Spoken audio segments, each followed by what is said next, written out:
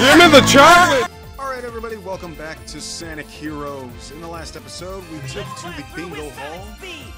We did the casino levels, we took down Eggman's little like gauntlet, and now we're taking it to the Sky Rails, or the Rail Canyon, whatever you want to call them. So let's get going, gotta go fast, let's finish this level. Tails, how much time's left? We've got until sunset! Tails, Knuckles, give it all you got! Full speed ahead! Okay. Got it! Alright, time for a little grind. Choose the B button to accelerate, and control stick. Yes! And this one, like, now that we're on a level where it's very like grind heavy, I guess if that's a word. I gotta be honest, this is probably one of my like favorite newer mechanics that the newer Sonic games brought into the world of this series.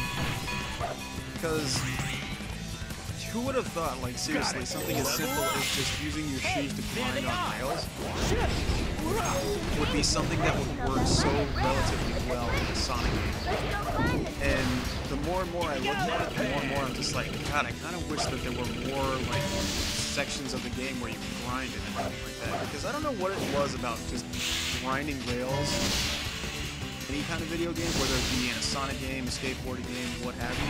It always felt fun for some reason. I think it's just generally just when you're sliding down something, it just looks, it feels cool. I think that's why, one of the reasons why it's stuck so well. Yeah, and I guess it was just the right time and the right moment to bring grinding into Sonic. Wow, that sounded really just off-putting. Yes! Probably should have worded that a little bit better. But you guys get what I mean. It's just the way they bring new mechanics in. I mean, granted, let's be fair, they haven't really brought any real new mechanics into a Sonic game recently, but, you know, they're trying. Like, because I know with Lost World, they try to bring in a run button, which is weird for a Sonic game. Like, why would you have a button that makes you run instead of just, like, straight up running? But, you know, again, Sonic's one of those characters he's gonna have to go through a lot of different trials before he gets it right. Because for some reason, when it comes to the blue blur, it's very hit or miss. But I think that's what makes him so enjoyable, you know? Like, it's almost guaranteed, like, most of the time that you play a Sonic game, that you're not gonna always play the exact same game over and over again. They like to change it up. Sometimes it's not for the better, let's be fair here. Got it! But needless to say, it definitely likes to change things up for people. Now, whether or not that's going to be the key selling point, we'll never know. It's just how people work. Because if you really think about it, like, say what you will about, like, Sonic's games and everything like that, and, like, again, me being a super hardcore, die-hard Mario fan, me saying this means something, I guess, if you really take it to that extreme, I guess, is Sonic may have a lot of flops and have a lot of just, like, overall just things about his game that don't usually work out so well. But if you really think about it, Sonic's one of the very few, like, mascot characters, if you really want to call him that still. He's one of the very few characters that still tends to try different things when it comes to their gameplay mechanics. Whether it give you a new way to play the game, i.e. the Werehog levels, or the wisps in Sonic Colors.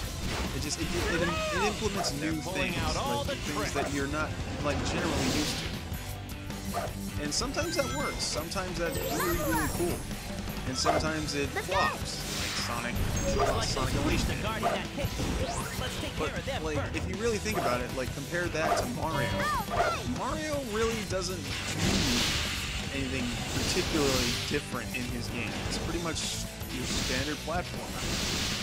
But I guess that's one of the reasons why there's more Mario games that are so well reserved and why there's so many Sonic games that just flop. Because if you really think about it, games come out a lot more frequently than free-platform Mario games.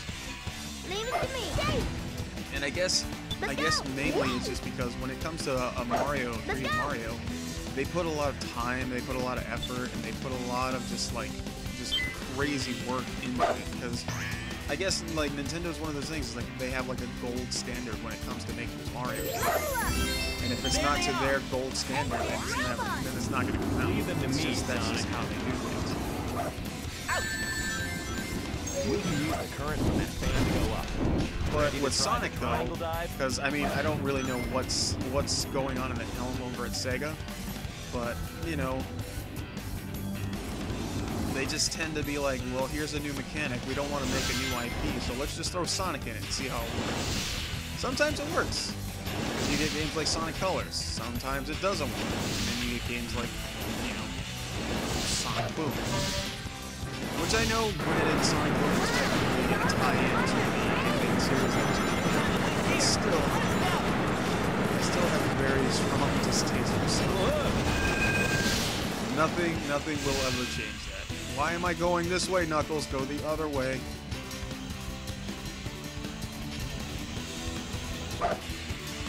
Knuckles, go the other way. Other way. Thank you. It's just like, he's just gonna, really?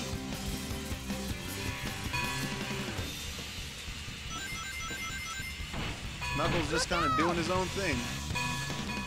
Why are you facing this way, Knuckles? Face the... Knuckles! Sonic, look out! Whoa! This is really gonna get frustrating if he only faces this way. Oh my god! I'm not like doing this for added effect. He's literally facing the wrong way. Oh, Knuckles. Here we go! What are we gonna do with you? Well, I switch to Sonic, and what's the first thing that happens? I jump off the rail and I fall off the level. Oh, these levels. The rail! They're pulling out all the tricks. Really pulling out all the stops here, guys. Leave it to me. Chase! Let's go! Gotta hit the target. Okay. Chase! Chase! All right! Here we go!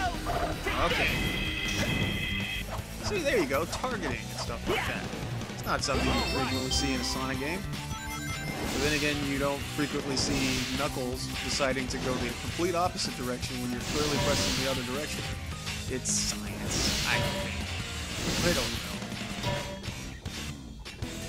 But we'll see how this works out. Because there's a lot more rails to grind in this level.